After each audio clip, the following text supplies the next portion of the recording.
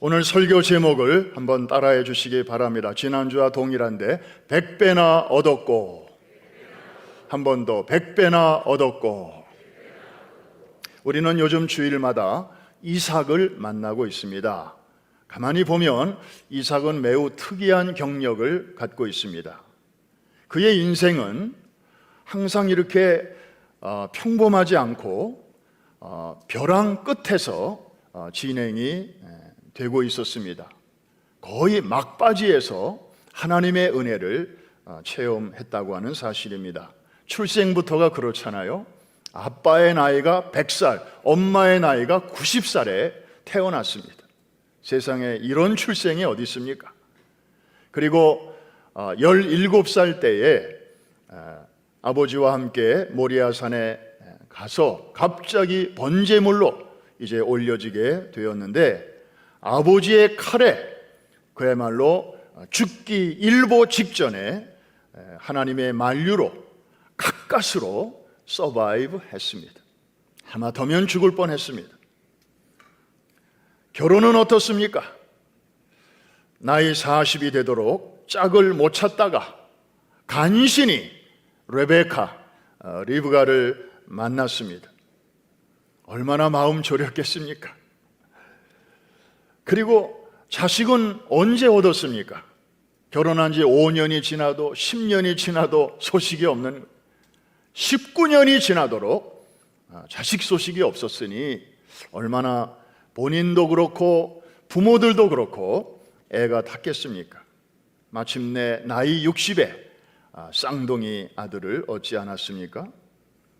이처럼 이삭의 인생은 항상 이 막다른 골목까지 가서야 거기서 이제 하나님이 개입하셔서 그에게 축복을 베풀어 주셨습니다. 그런데 참 이상한 거는요, 그 매듭이 굉장히 아주 긴장이 되고 마음 졸이고 잘 진행이 안 되고, 이거 이러다가 영 안 되면 어떡하나 조마조마했지만 인생은 길게 봐야 되잖아요. 그 뒤를 돌아보면 이삭의 삶 속에서 또 이루어지지 않은 게 하나도 없어요. 결혼이 그랬지요. 그 다음에 출산이 그랬지요. 그리고 그 인생의 고비고비마다 하나님께서 또 다 하나님의 시간에, 한번 따라 합시다. 하나님의 시간에 하나님이 다 이렇게 도와주셔서 좀 다른 사람에 비해서 더디기는 했지만 하나도 안 이루어진 거는 없었다. 할렐루야. 만일에 이삭이 자서전을 썼다면 그 마지막 페이지에는 아마도 이렇게 끝을 맺지 않았을까 생각이 됩니다. 내가 살아보니 사람이 끝이라고 생각하는 지점에서 하나님은 비로소 시작하십디다. 그러므로 내 사전에는 중도 포기라는 말은 없습니다. 사람이 끝이라고 말하는 바로 그 지점에서 전능하신 하나님은 시작하십니다. 그런데 오늘 본문을 보면 이삭의 생애에 또 다른 특징이 하나 발견되고 있습니다. 우리 지난 시간에 잠깐 살펴봤습니다마는 이삭이 농사를 지었는데 100배나 얻었다는 것입니다. 여러분, 100배나 얻었다. 이거는 사실 숫자상 100의 의미라기보다는 인간이 누릴 수 있는 최고의 복을 하나님이 주셨다, 이런 뜻이겠죠. 요즘 말로 표현하면 새로운 비즈니스를 시작했는데 그것도 하던 업종이 아니고 새로운 업종으로 바꿔서 비즈니스를 시작을 했는데, 이듬해도 아니고 그 이듬해도 아니고 시작한 첫 해에 대박을 터뜨렸다, 이런 말입니다. 특별히 요즘 같은 때는 코로나 팬데믹 영향으로 평생 해오던 일을 하는데도 수지가 잘 안 맞을 때가 얼마나 많습니까? 그런데 지금 이 사람은 해본 적도 없는 그런 낯선 일을 지금 하는데도 예상을 뛰어넘는, 정말 상식을 초월하는 축복을 이삭은 경험을 했던 것입니다. 여러분, 세상에 우연은 없습니다. 우연처럼 보이는 일은 많지만 알고 보면 거기에는 다 이유가 있습니다. 과연 그 비결이 무엇일까? 오늘 두 가지로 함께 생각해 봅니다. 첫 번째는 상황의 변화에 민첩하게 잘 대응했기 때문입니다. 이거 우리에게 정말 필요한 것인데 한번 따라해 주십시오. 상황의 변화에 민첩하게 대처했다. 우리 예수 믿는 사람들이 믿음은 참 좋은데 이런 면에 굉장히 약해요. 자, 12절 보니까 이삭이 그 땅에서 농사하여 그 해에 100배나 얻었고 여호와께서 복을 주심으로 했습니다. 자, 저 말씀 보시면서 한번 생각해 보십시다. 이삭이 그 땅에서 그랬습니다. 자, 그 땅은 어디인지 혹시 지난주 말씀과 연결해서 생각나시나요? 그 땅이 어느 땅인가요? 바로 그랄입니다. 예, 아버지 대로부터 살던 땅이 아니고 갑자기 기근이 찾아와서 살던 곳을 떠나 블레셋 사람들이 살고 있는 지경으로 이제 이주를 했는데, 물론 궁극적인 목적지는 이집트였죠. 이집트에는 먹을 것이 많기 때문에 너도 나도 앞집도 옆집도 뒷집도 다 지금 이집트로 피난 가는 분위기라서 이삭 가정도 이제 그쪽으로 가려고. 지도 한번 보여주십시오. 자, 원래 살던 곳이 저 브엘세바입니다. 에셀나무가 보이시죠? 예, 거기서 살다가 이제 저 블레셋이라고 써져 있는 그 남쪽으로 쭉 바닷길을 타고 내려가면 이집트가 나오는데 사람들이 다 지금 이집트로 내려가는 거예요. 그래서 이삭도 거기로 가려고 가는 길목에 이제 그랄이라고 하는 곳에 이주를 했던 것이죠. 이삭도 하마터면 이집트로 내려갈 뻔했습니다. 그런데 하나님께서 막으셨죠. 너는, 다른 사람은 다 가도 너는 이집트로 가지 말고 거기 머물러 있으라. 상황을 보면 꼭 가야 살 것 같은데 이삭은 그래도 아버지 때로부터 믿음의 훈련을 잘 받아서 그런지 하나님의 말씀을 붙들었습니다. 그래서 그 순종과 불순종의 경계선인 그랄에서 순종 쪽에 딱 섰던 것입니다. 하나님의 말씀을 의지하고 순종했던 것이죠. 그런데 거기서 먹고 살아야 되니까 뭘 하면 좋을까라고 생각을 했을 것입니다. 결론은 농사를 짓기로 했습니다. 여러분, 이삭은 원래 농사꾼이 아닙니다. 아버지도 아브라함도 농사를 지었다는 말이 없습니다. 이삭도 농사는 해본 적이 없습니다. 그의 집안은 대대로 목축업하는 집안입니다. 이삭의 아들 야곱도 나중에 보면 다 목축업에 종사하지, 아버지가 한때 농사를 졌다고 해서 그 아들이 농사를 졌다는 말이 없습니다. 하던 일이 아니었습니다. 그런데 이삭이 블레셋 땅에 와서 보니까 여기는 자기가 살던 브엘세바와 달리 아주 땅이 광활하고 그리고 기름진 옥토가 많았습니다. 여기서는 목축보다는 농사를 지으면 더 잘 되겠다 하는 판단이 섰던 것입니다. 그래서 과감히 전업을 한 것입니다. 사랑하는 성도 여러분, 오늘 우리가 살고 있는 시대가 마치 그랄과 같지 않습니까? 코로나 팬데믹은 정말 많은 것을 바꾸어 놨습니다. 그리고 지금도 바꾸어 놓고 있습니다. 우리 사진 한번 보여주실까요? 전에 한번 보셨던 다리 사진입니다. 저거는 온두라스의 남부지방에 있는 다리입니다. 어딘가 좀 이상하죠? 원래 저 강이 다리 밑으로 흐르고 있었습니다. 그래서 저 다리를 세운 것입니다. 그런데 허리케인 미치가 몇 년 전에 저 지역을 강타하면서 나흘 동안 폭우를 쏟으면서 강줄기가 바뀐 것입니다.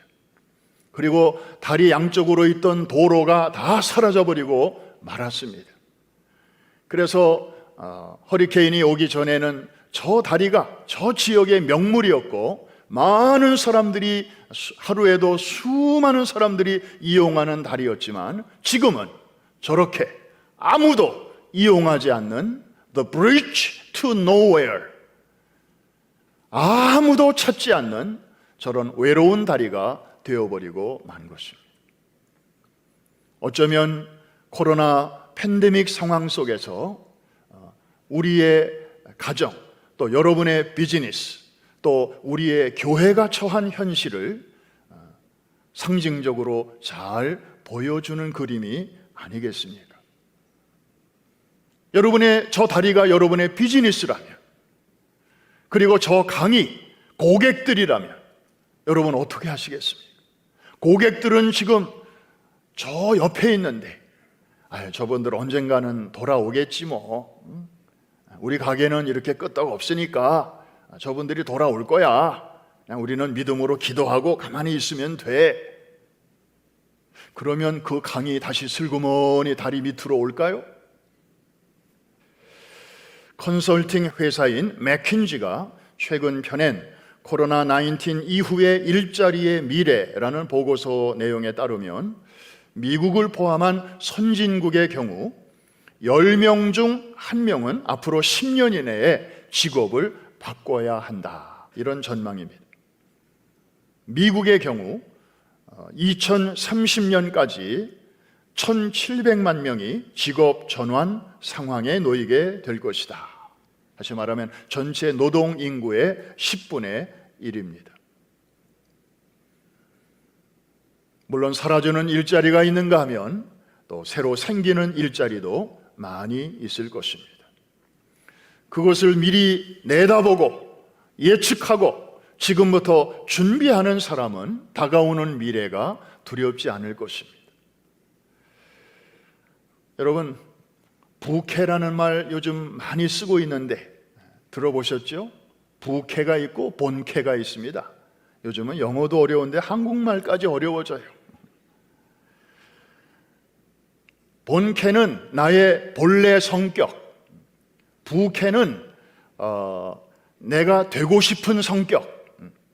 그래서 아주 내성적인 사람, 수줍은 사람은 이렇게 아주 외형적인 사람 보면 나는 왜 저 사람처럼 안 될까? 옛날에는 그렇게만 생각했는데 요즘은 이제 제2의 캐릭터로 그렇게 만들어서 이 모임에 가서는 본래 나대로 살고, 또 동창회나 또 나를 모르는 사람들이 모여있는 모임에 가면 이전의 내가 아닌 내가 되고 싶은 그런 또 다른 성격으로 나를 이제 거기서 이렇게 구현해 나가는 거죠. 이걸 본캐, 부캐라고 한다는데 이 캐릭터 혹은 커리어가 직업이라는 뜻도 있기 때문에 요즘 사람들이 이렇게 자기를 소개한답니다. 저를 소개합니다. 본캐는 회사원이고요, 부캐는 작가입니다. 이 사람은 직업이 2개라는 거예요. 그래서 아침부터 오후까지는 직장에 나가서 일하고, 또 저녁에 돌아와서 또 주말에 쉬는 시간에는 글을 쓴다는 거죠. 그래서 지금까지는 하나의 직업을 평생 직업으로 알고 살아왔지만 앞으로는 한 사람이 서너 개 혹은 대여섯 개의 직업을 갖게 되는 시대가 이제 오고 있고, 이미 여러분 주변에 어떤 사람들은 그런 삶을 벌써부터 준비하고 있는 것이죠. 여러분, 믿음이 좋다고 스스로 생각하는 우리 크리스찬들 중에서 주님이 우리와 함께 계시니까, 주님이 우리를 인도해 주시니까 굳이 뭐 세상이 어떻게 변하든지 간에 내가 거기에 그렇게 빨려갈 필요가 있나, 나는 그저 내 믿음 지키면서 내 자리 지키면서 그렇게 살련다, 이렇게 생각하시는 분들이 종종 있습니다. 여러분, 물론 믿음은 우리가 어떤 상황에서도 흔들림이 없어야 되고 타협해서는 안 되고 우리가 잘 지켜야 합니다. 그러나 그 영역을 벗어나서 우리가 변화하는 세상 속에 살면서 그 파도를 타면서 살아야 우리가 파도에 빠져 죽지 않을 수가 있습니다. 변화하는 세상에 둔감하고 거기에 미처 대응하지 못한다면 아까 사진에서 본 저 외로운 다리처럼 벌써 사람들은 저 옆으로 다 옮겨갔는데 우리 가게만, 내 직종만, 우리 교회만 외롭게 그렇게 아무도 이용하지 않는, 그러나 견고하고 튼튼한 그런 다리 신세가 되기가 쉽다는 것입니다. 정말 하나님이 우리와 함께 하시고 우리가 어디로 가든지 앞서가시고 인도하실 것을 믿는다면 우리는 상황에 맞게 지혜롭게 반응해야 할 것이고, 그래야만이 하나님이 주시는 100배의 축복의 주인공이 될 수 있는 줄로 믿습니다. 여러분, 우리 여호수아 공부할 때에 배웠습니다. 출애굽한 이스라엘 백성들이 가나안 땅에 들어가기까지 큰 물을 2번을 건넜습니다. 홍해를 건넜고 그 다음에 요단강물을 건넜습니다. 똑같은 물을 건넜지만 방식이 달랐습니다. 하나님이 인도하시는 방법이 달랐습니다. 홍해 때는 어떻게 됐습니까? 백성들이 한 거 하나도 없습니다. 하나님이 그냥 미리 물을 싹 갈라 놓으셨습니다. 왜 그랬을까요? 초신자들이니까. 애굽에서 종노릇만 하고 신앙도 제대로 변변치도 못하고, 그런데 하나님의 은혜로 이제 해방이 됐는데 신앙이 있습니까? 그러니까 그냥 툭 하면 원망하고 비방하고 아유 애굽이 좋았어 그러던 시절 아닙니까? 그러니까 초신자들을 위해서는 하나님이 알아서 그냥 쫙 물을 갈라주시는 거예요. 그냥 가기만 하라고. 그런데 광야 40년 동안 백성들이 훈련을 받았잖아요. 이제 여기는 초등학생이, 여기는 이제 대학생이 됐단 말이에요. 하나님은 초등학생에게 대학생의 수준을 요구하지 아니하시고 또 대학생들에게 초등학교 학생 다루시듯이 그렇게 하지 아니하십니다. 요단강물 앞에서는 어떻게 하게 하셨습니까? 법궤를 맨 제사장들로 하여금 들어가라!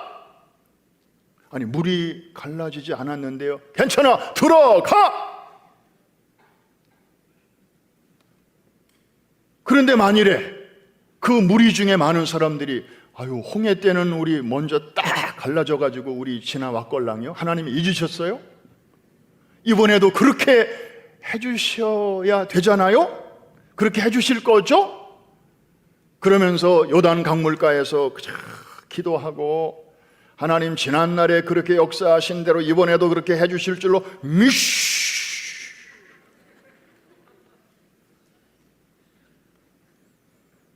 그렇게 기도하고만 있었다면 저들은 거기까지 와서 가나안 땅에 들어가지 못했을지도 모릅니다.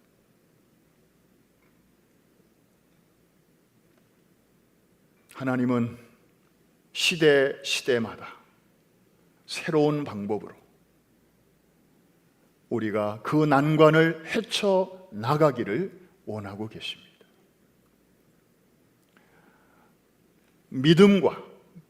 믿음을 잘 지키는 것과 그 다음에 그 믿음을 가지고 세상을 헤쳐나가는 것, 여러분들의 이 두 가지를 잘 분별하셔야 됩니다. 사랑하는 성도 여러분, 신앙은 비둘기처럼 순결하게 한결같게 가져야 되고, 그러나 행동과 처신은 뱀처럼 지혜롭게 변화하는 상황에 잘 맞게 그렇게 처신하고 준비할 때에 이삭이 누렸던 100배의 축복의 주인공들이 되실 줄로 믿습니다. 이 은혜가 여러분 모두에게 있기를 주의 이름으로 축복합니다. 두 번째, 또 하나의 비결이 있습니다. 어떤 상황에서도 예배의 성공자가 되었기 때문입니다. 한번 따라해 주실까요? 예배의 성공자. 25절 한번 같이 보십시다. 이삭이 그곳에 제단을 쌓고 여호와의 이름을 부르며 거기 장막을 쳤더니 이삭의 종들이 거기서도 우물을 받더라. 자, 그곳이라고 하는 것은 여전히 그랄입니다. 그랄. 이삭이 이렇게 하나님께 예배를 드리기 전에 그 그랄의 상황은 어땠나요? 우선 기근이 찾아왔잖아요. 낯선 곳이었죠. 그리고 주변에 시기하고 뺏으려고 하는 그런 사람들이 우글우글하죠. 그런 가운데서 이삭은 제단을 그곳에서 쌓은 것입니다. 여러분, 예배는요, 마음 편할 때만 드리는 게 예배가 아니에요. 좋은 일이 있을 때만 드리는 게 예배가 아니에요. 속상하고 괘씸하고 불안하고 그럴 때에도 여전히 주님 앞에 나아가는 사람이 참 예배자인 줄로 믿습니다. 그런데 이삭은 도대체 누구한테 이런 예배 생활을 배웠을까요? 어느 썬데이 스쿨에서 배웠을까요? 아니면 성서대학에서 배웠나요? 누구에게서 배웠을까요? 보나마나 아버지한테 배운 거죠. 엄마한테 배운 거죠. 부모한테 배운 것입니다. 아버지 아브라함도 순종해서 가나안 땅에 들어왔지만 때 아닌 기근이 닥쳐왔습니다. 그래서 그는 또 여기저기 다른 지역으로 또 옮겨갔습니다. 그런데 이 아버지는 가는 곳마다 또 단을 쌓고 하나님 앞에 예배를 드렸던 것입니다. 그러니까 그런 예배 생활을 자식들이 이제 보는 거죠. 예배는 저렇게 드리는구나. 저런 때도 예배를 드리는구나. 나도 저렇게 해야 되는 것이로구나. 사랑하는 성도 여러분, 여러분이 평소에 자녀들 앞에서 정말 올바른 예배 생활을 잘 보여주어야 합니다. 이거는 여러분 자신을 위해서도 그렇고 여러분을 말없이 지켜보는 여러분의 가족들을 위해서, 특별히 다음 세대들을 위해서도 그렇습니다. 엊그제 금요일 저녁에 한국의 CTS TV 방송국의 회장님이야 임원 몇 분이 우리 교회를 방문하셨습니다. 저는 그 방송국이 그냥 여느 방송국처럼 그냥 방송 선교 열심히 하는 그런 기관인 줄로만 알고 있었는데 최근에 새로운 사실을 알게 되었습니다.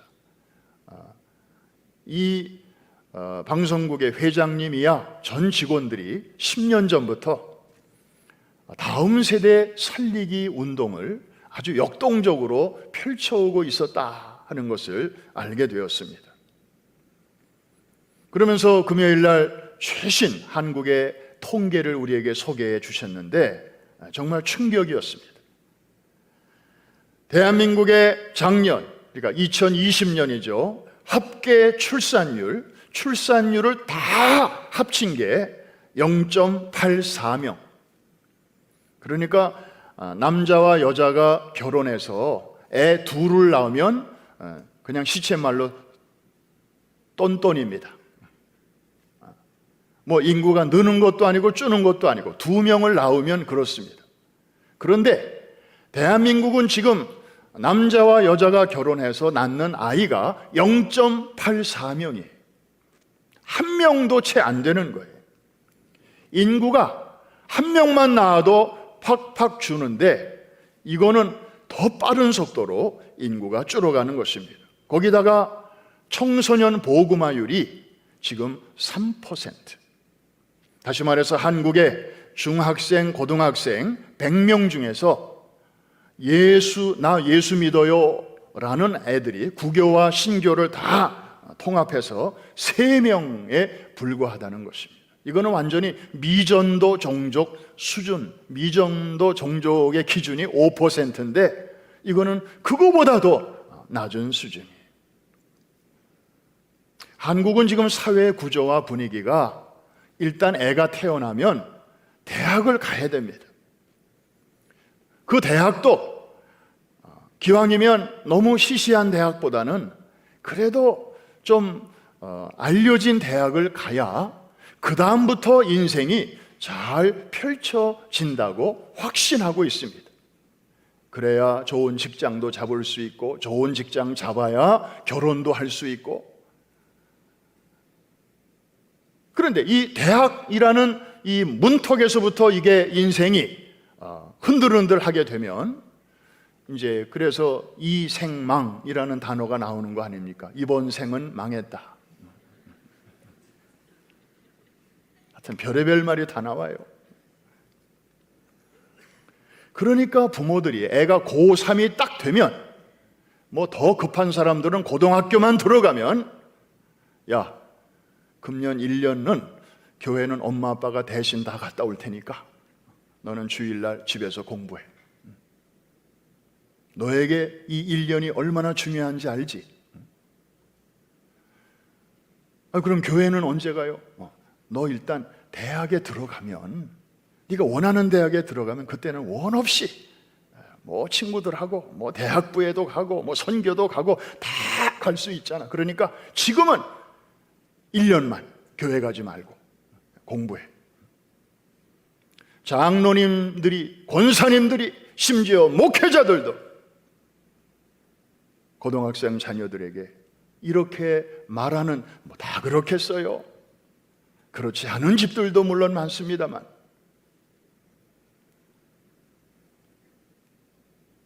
여러분, 부모가 그렇게 얘기하는데 아이들이 뭐 그럼에도 불구하고 가겠다는 아이들이 몇이나 되겠어요? 그러면 아이들이 속에서 무슨 생각을 하겠습니까? 아, 예수는 저렇게 믿어도 되는가 보다. 교회 생활은 저렇게 하는 건가 보다. 급하면 안 나가도 되는가 보다. 다른 사람이 대신 나가줘도 되는가 보다.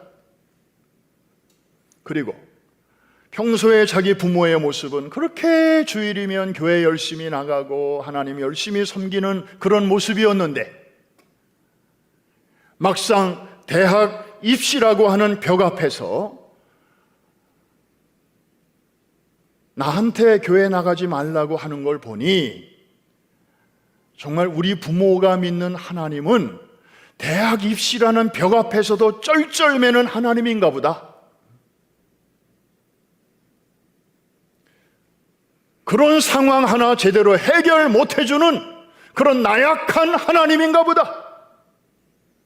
그런 하나님이라면 나는 안 믿어.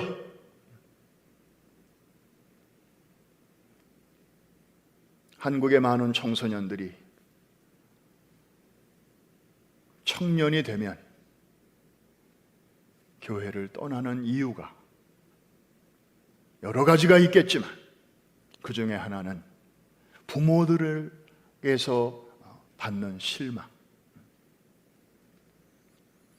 최근에 누가 저에게 유튜브를 보내줬습니다. 제목이 하도 이상해서 좀 봤습니다.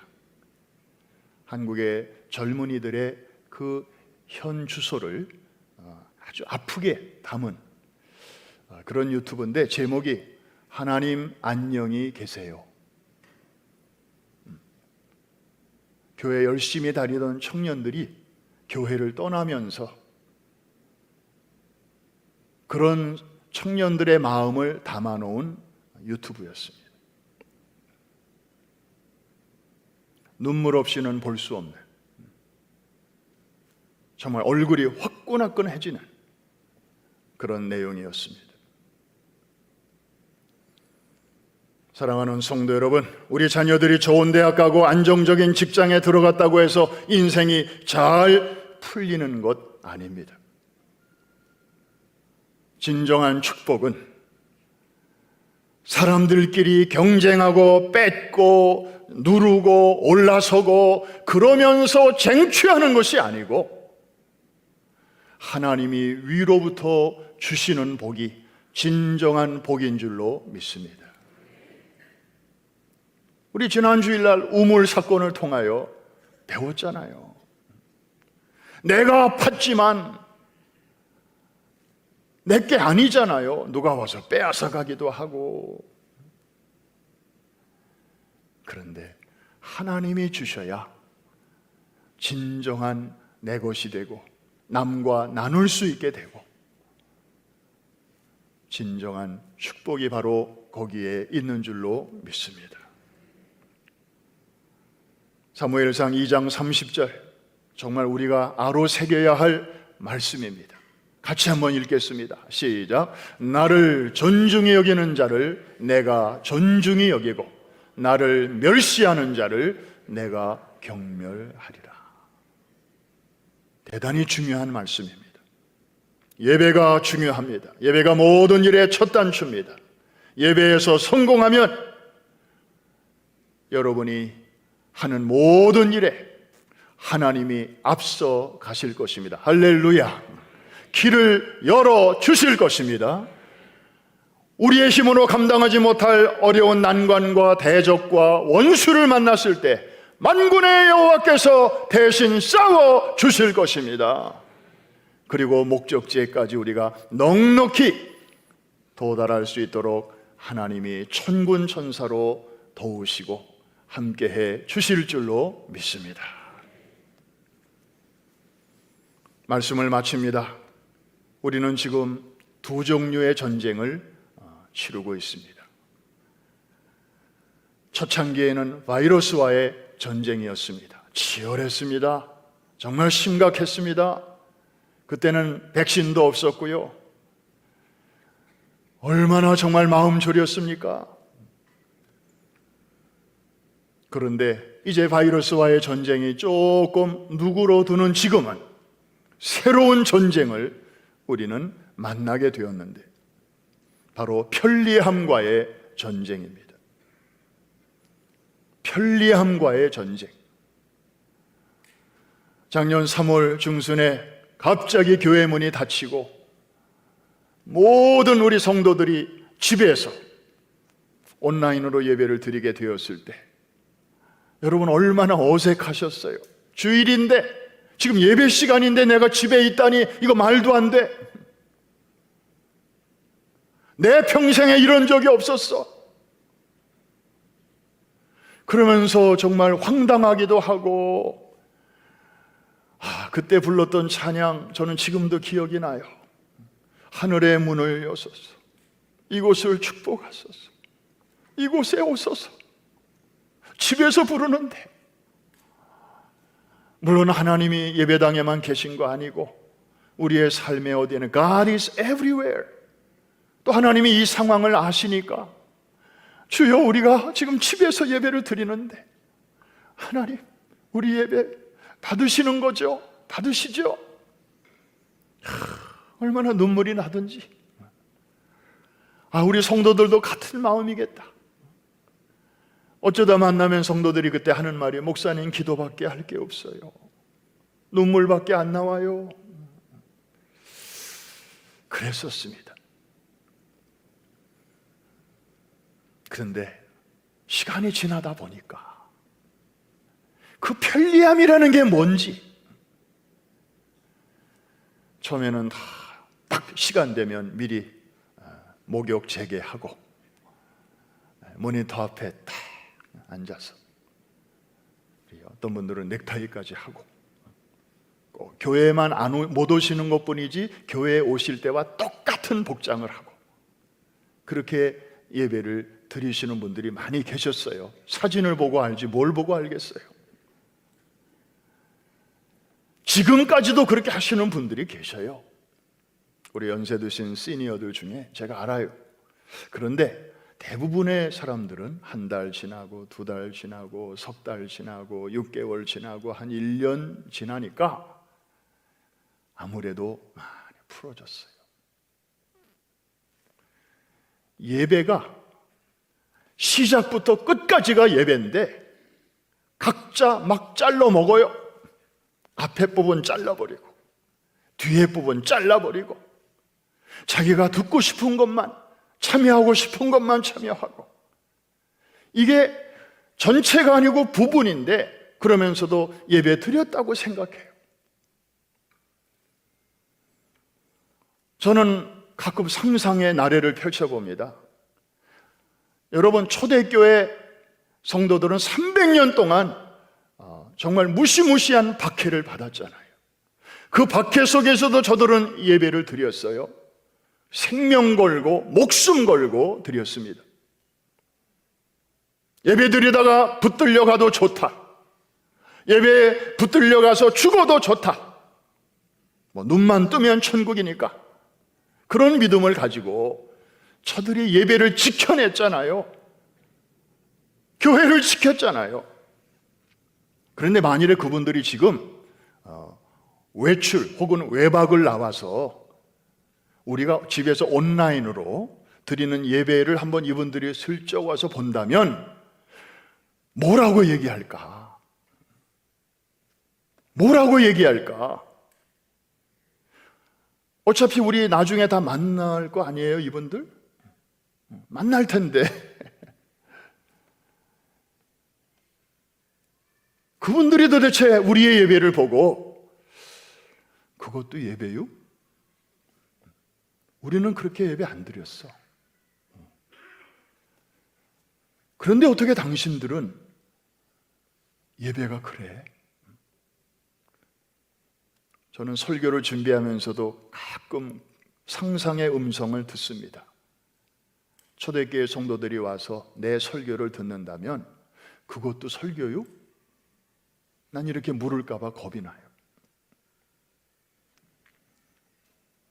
원색적인 복음, 거기서 우리가 이만치 벗어나 있을까 봐 겁이 나요. 우리의 예배를 보고 그분들이 뭐라고 말할 것인가?